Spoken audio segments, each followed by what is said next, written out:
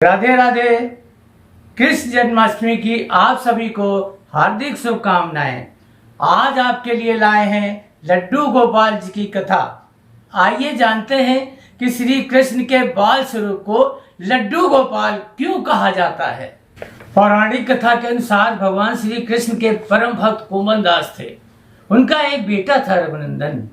कुंभन दास के पास भगवान श्री कृष्ण का एक चित्र था जिसमें वे बांसुरी बजा रहे थे। कुंभन दास हमेशा उसकी पूजा में ही लीन रहते। वह अपने प्रभु को छोड़कर कहीं भी नहीं जाते और घर पर ही पूजा पाठ किया करते थे। उसके द्वारा जो धन अर्जित हो जाता उसी से अपनी जीविका चलाते। एक बार कुंभन दास के लिए वृंदावन से भागवत कथा के लिए बुलावा आया। पहले तो कुंभन दास ने उस भागवत में जाने से मना कर दिया, परंतु लोगों ने आग्रह किया और कन्हैया जी का वास्ता दिया। तब वे जाने के लिए तैयार हो गए। उन्होंने सोचा कि सवेरे वो भगवान श्री कृष्ण की पूजा करेंगे, इसके बाद वे भागवत कथा करके शाम तक अपने घर वापस लौट आएंगे।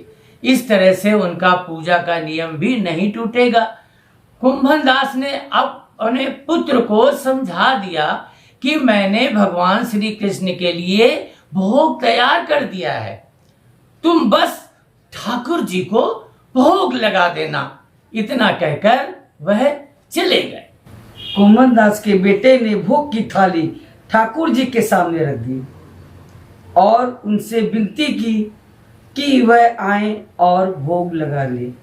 रघुनंदन मन ही मन ये सोच रहा था कि ठाकुर जी आएंगे और अपने हाथों से खाएंगे जैसे सभी मनुष्य खाते हैं।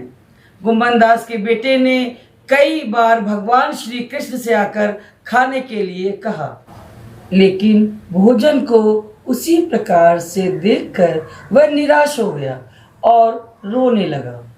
उसने रोते रोते भगवान श्री कृष्ण से कहा कि भगवान आकर भोग लगाइए, वरना वो प्राण त्याग देगा।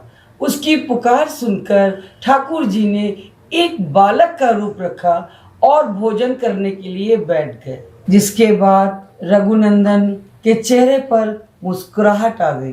वृंदावन से भागवत करके जब कुंभन दास घर लौटे तो उसने अपने बेटे से प्रसाद मांगा, जिस पर रघुनंदन ने अपने पिता से कहा कि ठाकुर जी ने सारा भोजन खा लिया। कुंभन दास ने सोचा कि अभी रघुनंदन नादान है, उसने सारा प्रसाद खुद खा लिया होगा और डांट की वजह से झूठ बोल रहा है। अब रोज कुंभन दास भागवत के लिए जाते और शाम तक सारा प्रसाद खत्म हो जाता था। कुंभन दास को लगा कि अब उनका पुत्र कुछ ज्यादा ही झूठ बोलने लगा है, लेकिन उनका पुत्र ऐसा क्यों कर रहा है।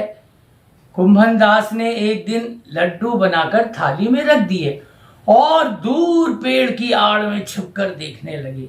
रघुनंदन ने उस दिन भी रोज की भांति ठाकुर जी को आवाज दी और ठाकुर जी एक बालक के वेश में कुंभन दास के बेटे के सामने आ गए। रघुनंदन ने ठाकुर जी से फिर खाने के लिए आग्रह किया, जिसके बाद ठाकुर जी लड्डू खाने लगे। कुंभन दास जो दूर से इस घटना को देख रहे थे वह तुरंत ही आकर ठाकुर जी के चरणों में गिर गए।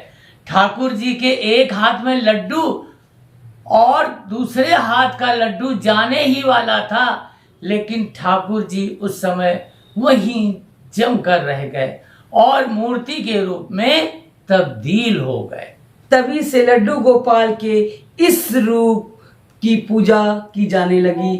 छठी के दिन इस कथा का पाठ करने से कन्हैया प्रसन्न होते हैं और श्रद्धालुओं की सारी मनोकामनाएं पूरी होती हैं।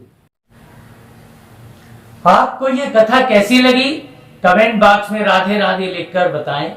और हाँ, यदि आपने हमारा चैनल सब्सक्राइब नहीं किया है तो अभी करें।